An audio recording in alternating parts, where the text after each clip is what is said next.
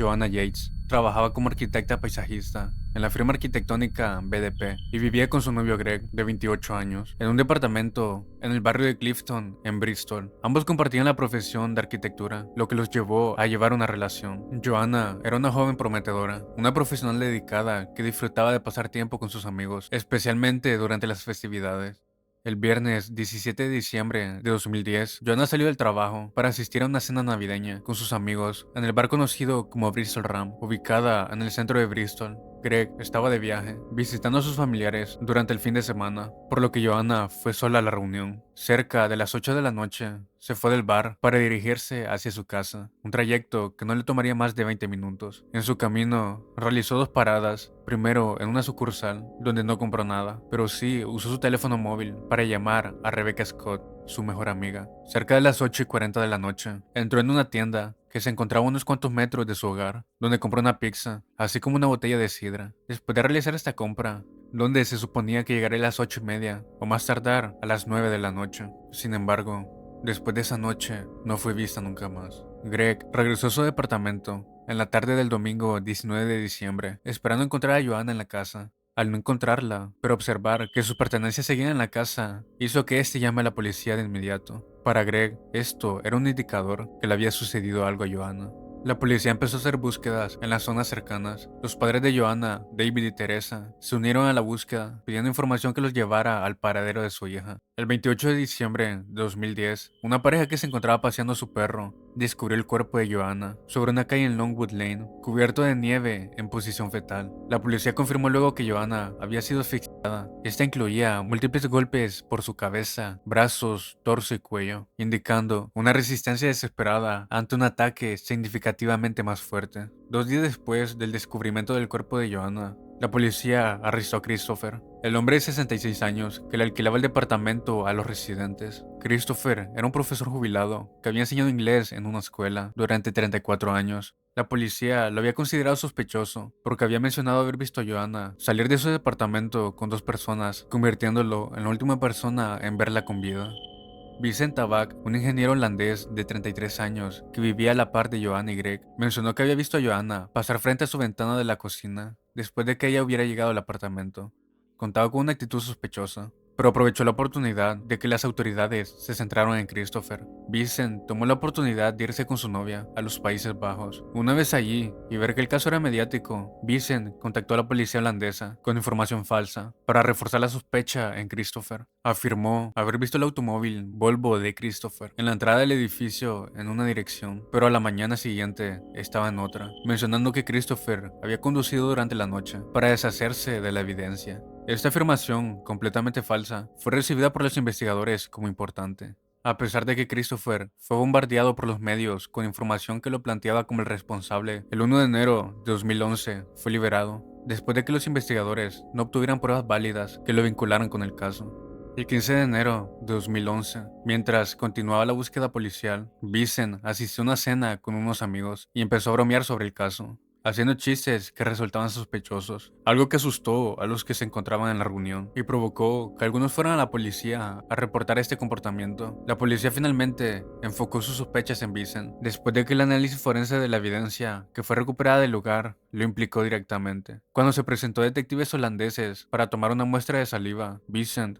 no quería cooperar con el proceso, sabiendo que eso lo incriminaría. Sin embargo, fue arrestado el 20 de enero de 2011 a las 5:55 de la mañana. Cuando la policía llegó a la dirección donde se estaba quedando, cuando le abrieron la puerta, Vincent se encontraba totalmente paralizado del miedo. Cuando fue interrogado, la versión que Vincent mencionó fue que Joanna lo invitó para tomar una copa de vino. Vincent confirmó que la joven coqueteaba con él, y él lo interpretó como un interés romántico. Según su relato, cuando él se acercó para besarla, ella gritó, lo que lo llevó a colocar su mano sobre su boca y el cuello en un intento de silenciarla, haciendo que Joanna perdiera la vida. Vincent mencionó que al tomar la vida de Joanna, metió el cuerpo en su maletero y se dirigió a una sucursal de Asda, un supermercado cercano. Entonces realizó compras. Las cámaras de vigilancia capturaron a Vincent caminando tranquilamente por los pasillos de la tienda. Aproximadamente una hora después de su paseo en el supermercado, condujo hacia Longwood. Aquí intentó dejar el cuerpo de Joanna en un pozo, pero fue incapaz de levantarla lo suficiente para dejarla allí, dejando así el cuerpo de la joven en el lugar donde fue encontrado. El juicio se llevó a cabo en la corte de Bristol entre el 4 y 28 de octubre de 2011. La defensa de Vincent se basaba en su argumento de que había sido accidentalmente. A pesar de todos los esfuerzos por parte de la defensa, no pudieron salvarlo de su condena, ya que todas las pruebas apuntaban a que Vincent era el responsable. Fue así que el 29 de octubre de 2011, el jurado emitió un veredicto, declarando culpable y condenando a Vincent. Fue sentenciado a cadena perpetua, con un periodo mínimo de 20 años, antes de ser elegible para libertad condicional.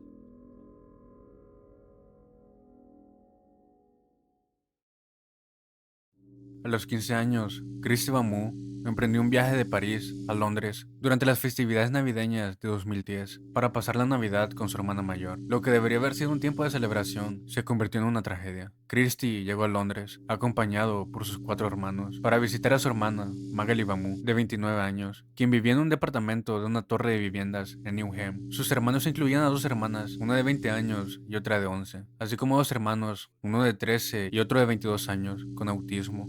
La familia provenía de París, donde su padre, Pierre Bamu, dirigía un negocio de carpintería, fabricando muebles para hoteles y restaurantes. Lo que comenzó como el encuentro familiar se transformó en una pesadilla, cuando Eric Bikubi, de 28 años y pareja de Magali, inició un ataque brutal contra los menores, basándose en acusaciones de brujería. Los ataques comenzaron cuando Eric comenzó a acusar a los hermanos de Magali de haber traído kindoki, brujería en la creencia congoleña. Advirtió que haría oraciones durante 3 noches para lograr su liberación de estos supuestos espíritus malignos.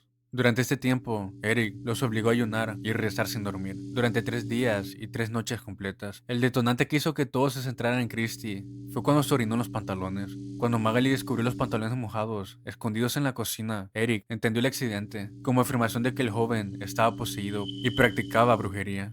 Las hermanas de Christie fueron golpeadas, pero luego consiguieron librarse de castigos aún mayores después de confesar que eran brujas, obviamente obligadas por Eric. Los 2 hermanos, de 13 y 20 años, tuvieron que participar en los ataques contra su hermano. Lo que comenzó con golpes fue escalando a una violencia sin medida. Christie fue atacado con un sinfín de objetos contundentes: palos, objetos punzantes, barras de metal, botellas rotas, un martillo, un cincel y unas pinzas que le desgarraron una oreja.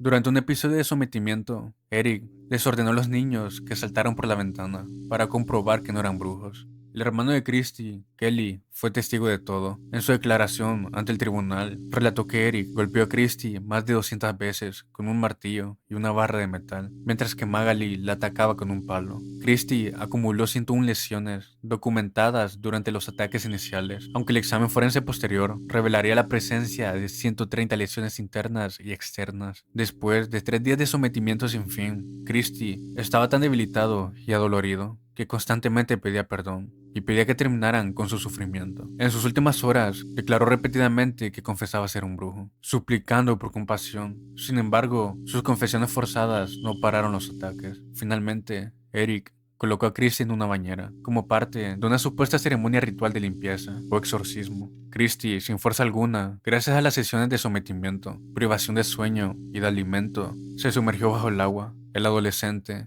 se ahogó en esa bañera, justo en el día de Navidad de 2010. Gracias al olor, las autoridades locales descubrieron el cuerpo de Christie en el departamento. La autopsia confirmó el sufrimiento constante al cual fue sometido. Eric inicialmente intentó argumentar que tenía responsabilidad limitada por enfermedad mental, confesando que fue un ataque sin premeditación, basándose en argumentos sobre su salud mental deteriorada. Los escaneos de su cerebro mostraron lesiones que supuestamente contribuyeron a un estado mental anormal. Sin embargo, la fiscalía rechazó esta defensa. El 2 de marzo de 2012, el jurado declaró a ambos culpables.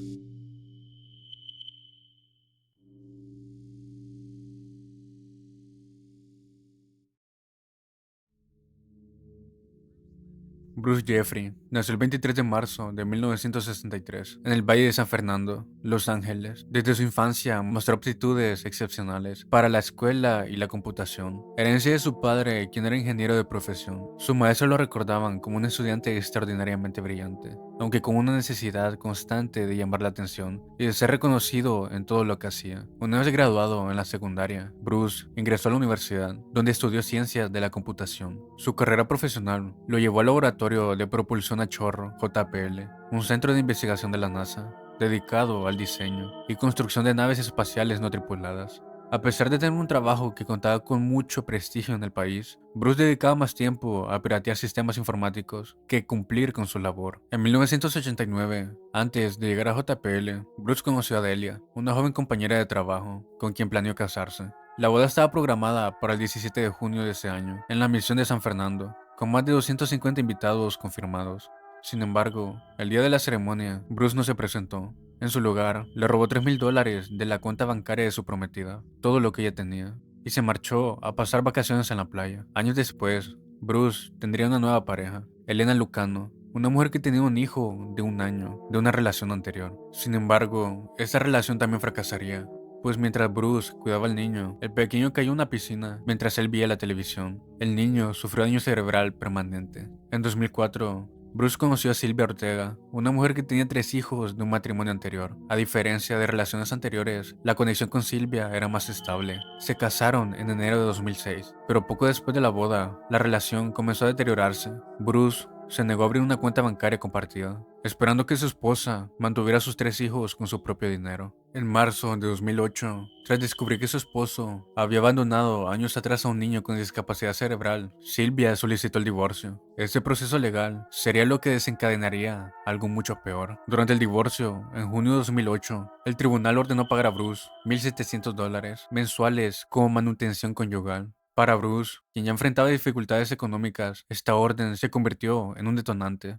Ese mismo mes de junio de 2008, apenas después de que el tribunal emitiera la orden de manutención, Bruce adquirió su primer artefacto de fuego y fue despedido de su trabajo. Aunque el tribunal suspendió temporalmente los pagos de manutención, debido a su dificultad laboral, el desempleo, acompañado de una sensación de humillación y una creciente necesidad de venganza, lo llevaron a que en agosto comprara su segundo artefacto de fuego. Según una investigación policial, Bruce había empezado a planificar el ataque meticulosamente. 6 meses antes del evento, en noviembre, continuó con sus preparativos, adquirió un bidón de gasolina y encargó un traje de Santa Claus en talla extra grande, presumiblemente para ocultar todas las herramientas que planeaba usar. También fabricó un lanzallamas casero, utilizando combustible de carreras y otros materiales inflamables. Cerca de las 11:30 de la noche del 24 de diciembre de 2008, Bruce, con sus 45 años, se presentó en la residencia de sus ex suegros, ubicada en California. En total, aproximadamente 25 personas se encontraban dentro de la vivienda, celebrando la tradicional cena de Nochebuena.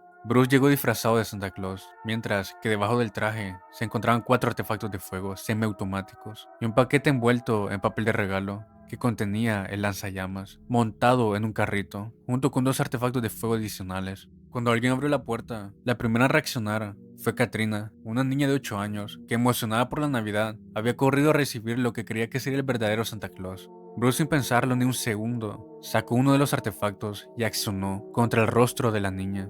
Aunque la menor recibió un impacto en la cara, de forma milagrosa, sobrevivió el ataque. Lo que sucedió después fue algo siniestro. Bruce ingresó al interior de la vivienda y comenzó a accionar contra todos los presentes que intentaban huir o defenderse. Sus víctimas incluían a su ex esposa, a sus ex suegros, sus ex cuñados y ex cuñadas, así como a su sobrino de 17 años. Tras acabar con el ataque, Bruce desenvolvió el paquete que contenía lanzallamas y procedió a rociar gasolina de combustible de carrera por toda la vivienda. Acto seguido, la prendió. El fuego se propagó con rapidez. El incendio fue tan intenso que se requirió la ayuda de 80 bomberos, trabajando durante hora y media para apagarlo. Una de las supervivientes logró comunicarse con los servicios de emergencia durante el ataque, diciendo: "Están accionando contra toda mi familia". Otros supervivientes incluían a un adolescente de 16 años que recibió un impacto en la espalda. Después de realizar el ataque, Bruce se cambió de ropa, dejando atrás el traje de Santa Claus, que se había quemado y adherido a su piel debido al incendio, sufriendo además quemaduras de tercer grado en ambos brazos. Se alejó del lugar, conduciendo su coche hasta llegar a la residencia de su hermano. Según los investigadores, debido a las quemaduras que sufrió Bruce, habría cambiado su plan de escapar. Se especuló que pretendía escapar a Canadá o a Illinois, usando un boleto de avión que había adquirido previamente. Sin embargo, en lugar de ejecutar su plan de fuga, en la madrugada del 25 de diciembre de 2008, apenas horas después de terminar con el ataque, Bruce, en la casa de su hermano, en el sofá, con un artefacto de fuego, decidió dar fin a todo. Cuando la policía pudo localizar a Bruce, en su cuerpo encontraron $17,000 en efectivo, atados a sus piernas. El número de víctimas fueron 8 personas.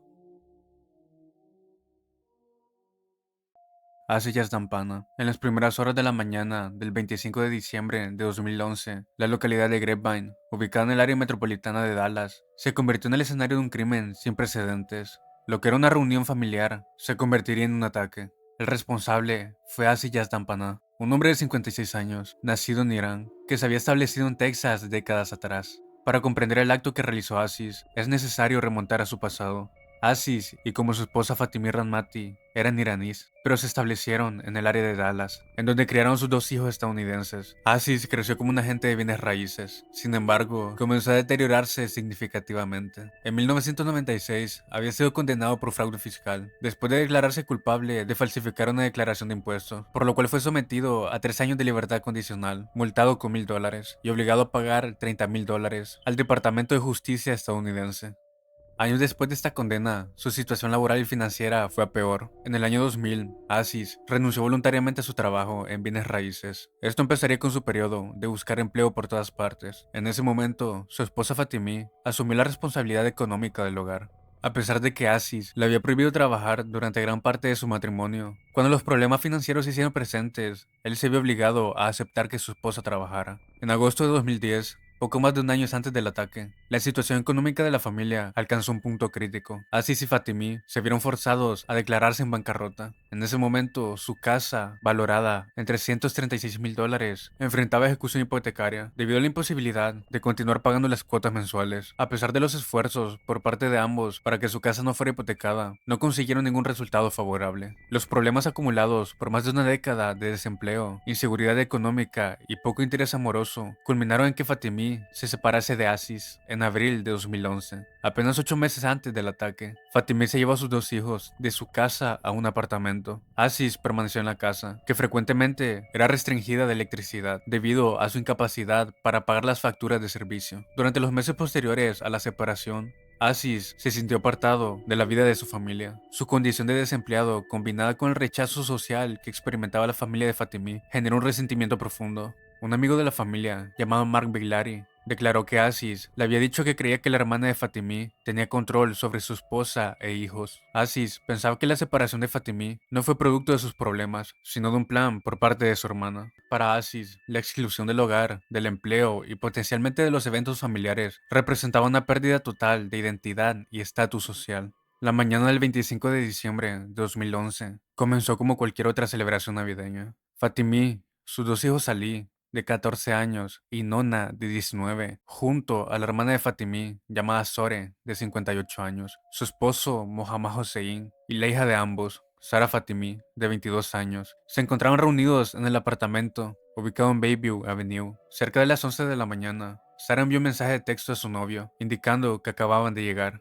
Llegamos, acabo de llegar, y mi tío también está aquí, disfrazado de Papá Noel. Excelente. Momentos después, a las 11:15 de la mañana, Sara envió un segundo mensaje, con un tono claramente sarcástico, refiriéndose a Aziz. Ahora quiere comportarse como todo un padre, y ganar el título del padre del año, todo porque se portó mal antes. Este fue el último mensaje de texto que envió Sara. En los minutos siguientes, el ambiente festivo se transformó por completo. Aziz vestía un traje de Santa Claus de tamaño extra grande, cuando de un momento a otro comenzó a accionar dos artefactos de fuego semiautomáticos, utilizando uno que había sido registrada a su nombre desde 1996. Atacó a cada persona que estaba presente en el apartamento. El ataque se desarrolló entre las 11:15 y las 11:36 de la mañana, un lapso de apenas 21 minutos, donde 6 personas perdieron la vida, la mayoría de ellos con un impacto en la cabeza. Después de realizar el ataque, a las 11:34 de la mañana, Aziz realizó una llamada telefónica al 911. La grabación de esa llamada capturó sus palabras finales. Se escucharon dos peticiones de ayuda, seguidas por su confusión.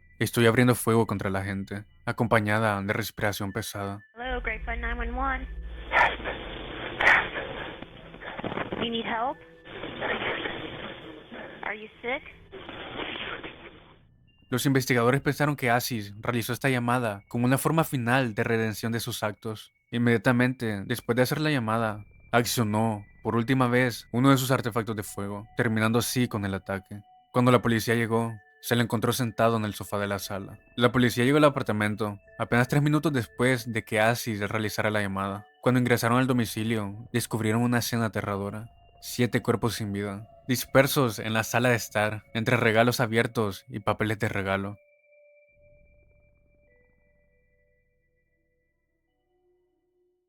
Entre finales de la década de 1980 y principios de los años 90, Ken y Barbie, llamados así por los medios de comunicación de Canadá, cometieron una serie de crímenes. Los responsables, Paul Bernardo, nacido el 27 de agosto de 1964 en Ontario, y Carla Lani, nacida el 4 de mayo de 1970, también en Ontario. Mucho antes de conocer a Carla, Bernardo ya había iniciado una carrera delictiva caracterizada por aprovecharse de víctimas de forma sistemática. El 4 de mayo de 1987, Bernardo atacó a una mujer de 21 años en Scarborough.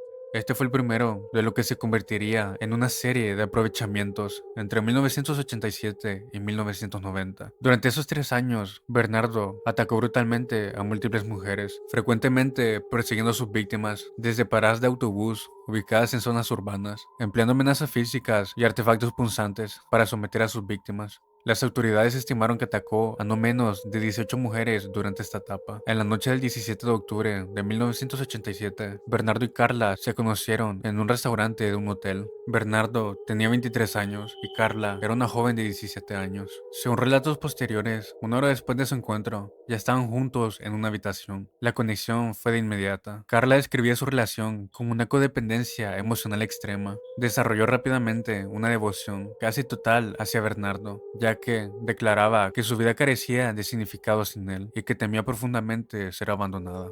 El 24 de diciembre de 1989, apenas 2 años después de su primer encuentro, Bernardo le propuso matrimonio a Carla, en lo que ella posteriormente describía como el momento más romántico de su vida. Sin embargo, bajo esta fachada de romanticismo se escondía un secreto aterrador. Durante ese periodo, Bernardo continuaba activo bajo su alias, atacando a las mujeres en las calles de Ontario, mientras su novia no participaba en esos actos. En noviembre de 1990, Bernardo fue interrogado por la policía en conexión con las investigaciones sobre los crímenes que ocurrían y proporcionó muestras de cabello, sangre y saliva. Durante el verano de 1990, la dinámica entre Bernardo y Carla llegó a un punto extremo. Bernardo desarrolló una obsesión con Tammy Homolka, la hermana menor de Carla, quien tenía 15 años de edad. Sus comportamientos iniciales incluyeron en espiar a Tammy a través de las ventanas de su cuarto y en ocasiones ingresar a su habitación para tocarse mientras ella dormía.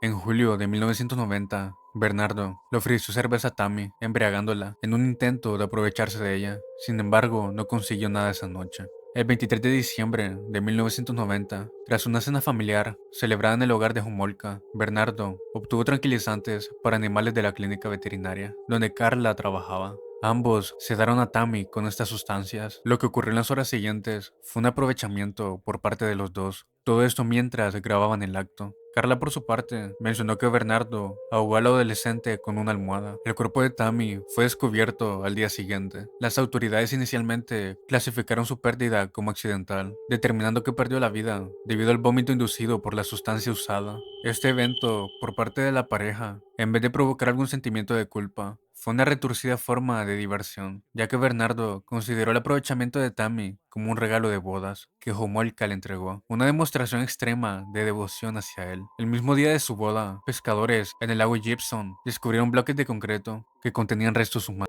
identificados posteriormente como Leslie, de 14 años. Leslie había sido raptada en las primeras horas del 15 de junio de 1991 desde el exterior de su casa en Burlington, Ontario. Bernardo la capturó y la llevó a la residencia que compartía con Carla. Durante las horas que Leslie estuvo con la pareja, fue víctima de aprovechamiento por parte de los dos mientras era grabada. Bernardo después mencionaría que atacó a Leslie porque después de que se le cayera la venda que tenía en los ojos, Leslie podría identificarlo. Carla después mencionó que Bernardo utilizó un cable de luz para acabar con Leslie, mientras ella observaba desde una esquina. Después de terminar con Leslie, la despojaron de sus miembros, con el objetivo de ocultarlo más eficientemente. Sus restos fueron introducidos en un bloque de concreto, que fueron arrojados al lago, el 29 de diciembre de 1991. Exactamente 2 semanas después de su desaparición, los restos de Leslie fueron recuperados del agua. Poco más de 10 meses después, la pareja atacó de nuevo, el 16 de abril de 1992, mientras Christian French, de 15 años, caminaba hacia su hogar después de asistir a las festividades de Semana Santa en su escuela. Fue interceptada en el estacionamiento de una iglesia. Carla se acercó a Kristen, fingiendo estar perdida y pidiendo ayuda con un mapa. Cuando Kristen se acercó para ayudarla,